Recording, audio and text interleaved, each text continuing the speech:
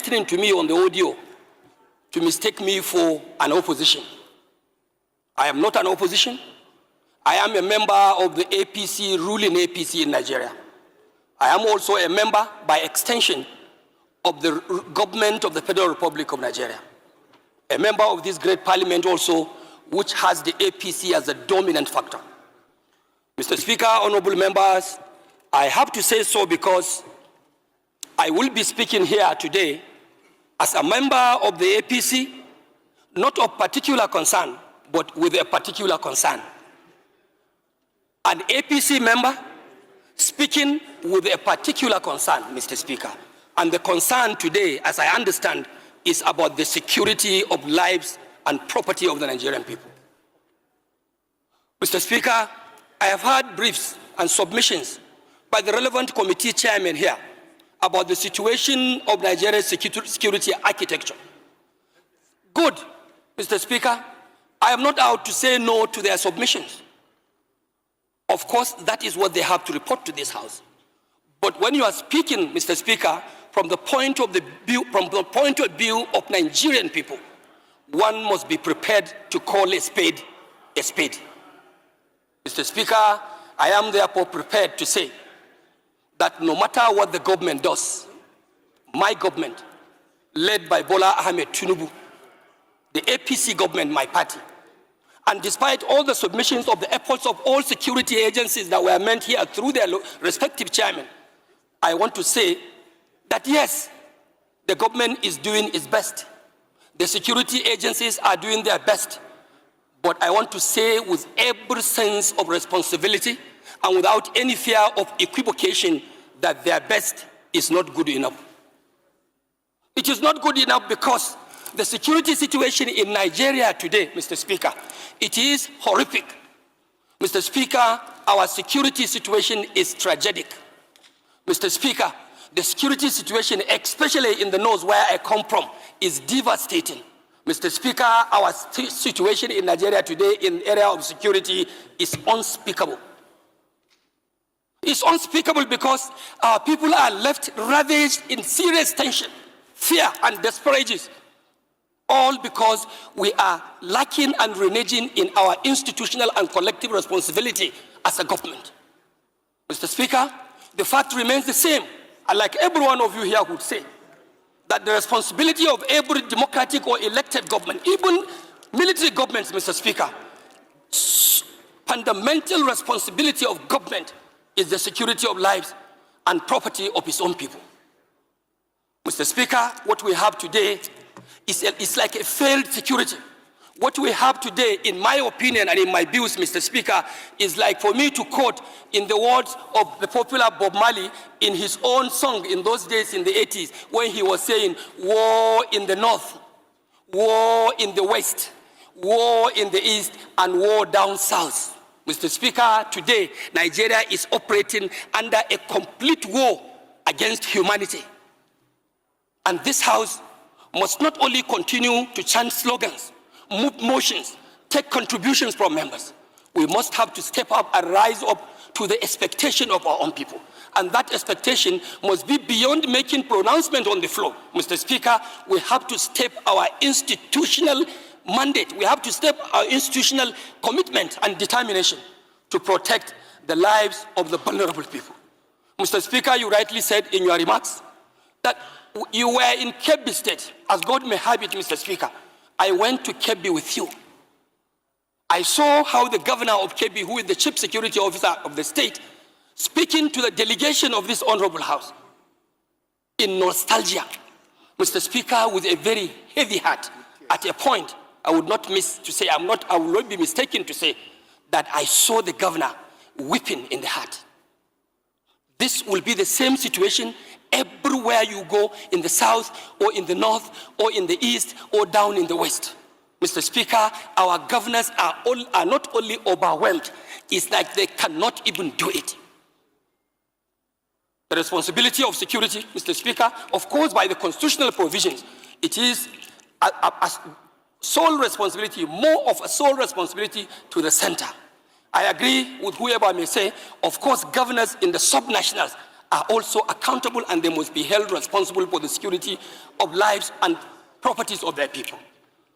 Mr. Speaker, I want to say that in virtually all of our constituencies, given the opportunity, everyone here can rise to tell you the account of what is happening. Mr. Speaker, it is not religious. Mr. Speaker, it is not even political. This fight and this menace of insecurity in Nigeria is something that does not have any identification of one's party or one's religion or one's tribe whatsoever. It is a calculated attempt to demoralize Nigerian state. And if care is not taken, Mr. Speaker, even for those of us who take politics more seriously, we'll have a very big question to answer at the end, because it is like this unnecessary insecurity going on. This is a high level of conspiracy targeting our political processes. As we are approaching 2027, Mr. Speaker, we will all be expected to have a peaceful conduct of our polls. How do you have that if our communities, local communities, are plunged into crisis, into banditry, into kidnappings in the churches, in the mosque, even down in the oil-producing area, which is our economic live wire? Production of oil, crude oil, is being unfortunately undermined by militia groups. So it is like a collective thing that we must put our hands on deck and call whoever is responsible, sir, to order. Order, order, and order. And this House must not take for granted that we are not part of the government. If the government is wanting, this institution of the legislature is a component of the government itself. We have to look inward to ourselves and see what more of oversight functions, like some members have said, are we going to make? Are we going to provide? Mr. Speaker, we can even declare legislative emergency. Close the House, shut it up. Who are you legislating for? What laws are you making when the country is running in blood? The country is running in blood and tears. You cannot go, the farmers cannot go to farm. Our traders cannot go to market. Worshippers cannot go to mosque, cannot go to churches. Then what are you legislating here? Mr. Speaker, if the government is not prepared to actually do the right thing that will protect the lives and property of our people, I urge on you, I urge on this honorable House, as a House of the people of Nigeria, to stand up to pay the supreme cost. And that is no more than to shut this House down and to call emergency on any legislative issue and wait until the right thing is taken by the government of the day. Mr. Speaker, I also want to believe we are equally responsible. We should also go down to our constituencies and lead civil organizations, like the civil vigilante. Let's go and reorganize our vigilante groups. We take commands and take charges of such civil organizations to see how we can salvage and protect our country, Nigeria. What is happening today, Mr. Speaker, is not just to call for mere security or an average performance of security agencies. What we expect of Nigerian government, no more, no less, my Speaker, is to have absolute security. It's for us to have absolute safety. Mr. Speaker, Nigeria must have absolute protection of the lives and property of our own people. This is my take, Mr. Speaker. And I also want to use the opportunity to tell you that my immediate constituency, which is enclave at the southern part of my state, Kano, is also undergoing serious danger, because in the constituency, we have what we call the huge Falgore Game Reserve, lying in between Kaduna State, Plateau State, Bauchi State, through Ningi and Bura, Mr. Speaker, and also contacting some part of Jigawa State to the axis of Turkey. This place used to be a tourist attraction. Many people come in, including tourists from abroad. But because of the dilapidating security situation in my state, Mr. Speaker, today, abduction and kidnappings, not only in the forest, in our homes, has become a daily affair, a daily occurrence.